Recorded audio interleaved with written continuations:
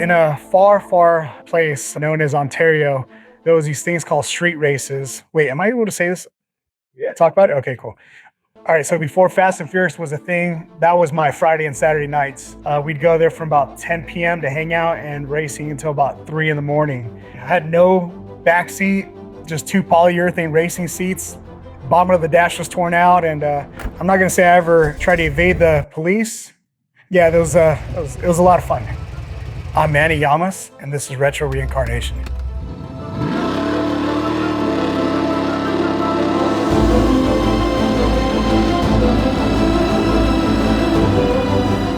You see all these, Bel Airs and these Novas and Camaros, and I saw a 72 Chevelle, and it just kind of stuck out to me. I think I was about 14, 15, and heard this big block in it. It just really made an impression on me. And it was from that point on that I said, hey, a 72 Chevelle is my dream car. I've driven some pretty cool cars that I've owned, but there's nothing like driving a classic car. I mean, I don't care what you drive. You could have a Lamborghini, a Ferrari, a Porsche, whatever. And those are cool. You could go buy it off the showroom floor if money's not an option.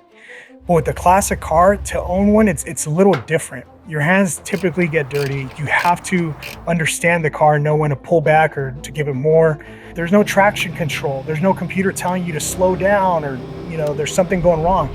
You have to feel it, you smell it, you sense it. You're always watching your gauges. It's just a man's car.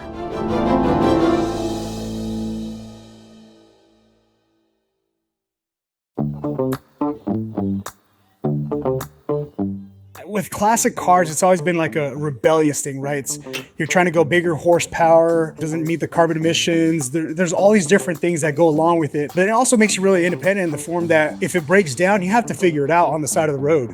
Whether it was a flat tire or a carburetor that was just, flooding or something along those lines, you figure it out, and it makes you independent. I think anybody that's really into the classic car world, they become a little bit more callous. They're able to be in tougher situations to get themselves out of because they're into classic cars. You're going to break down. So I wouldn't say it's a fight in the car community or anything like that, but the LS guys versus the old school small block, big block. And I'm big block through and through. I love the way it sounds, the way it feels, the torque, the power you get out of it.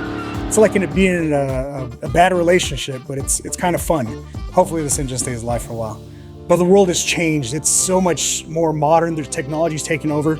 And these cars handle phenomenally because it's a self-learning product. So it doesn't matter if you're low altitude or high altitude, the vehicle just adjusts itself with the O2 sensor, and it's a game changer. Fuel injection. Stay away from carburetors. There's no need to go back to that old technology.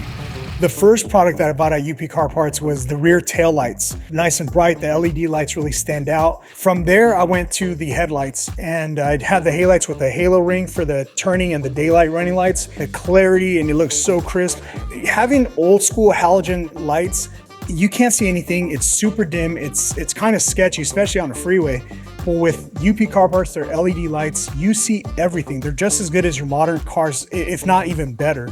So the car originally had all the chrome. As you can see, it has no chrome. It's all this, powder coated gray color. We wanted to powder coat the side mirrors. So we had to pop off the mirror from the unit. We powder coat it, and then we glue the mirror back on. But these UP Car Part mirrors are phenomenal. They work great. I also did it to the rear view mirror. We just had it vinyl wrapped to where it's black. We just want to remove and delete all the chrome out of the car. This being my dream car, again, I said it a million times, but you can have anything, whether it's a Corvette, Lamborghini, Porsche, whatever your dream car is, right? Mine is a 72 Chevelle. This is my ride or die. She's gonna be with me for a very, very, very long time. Might get buried with it, or I don't know which one of my nephews I pass it on to. We'll see who takes care of me the most. You guys listening?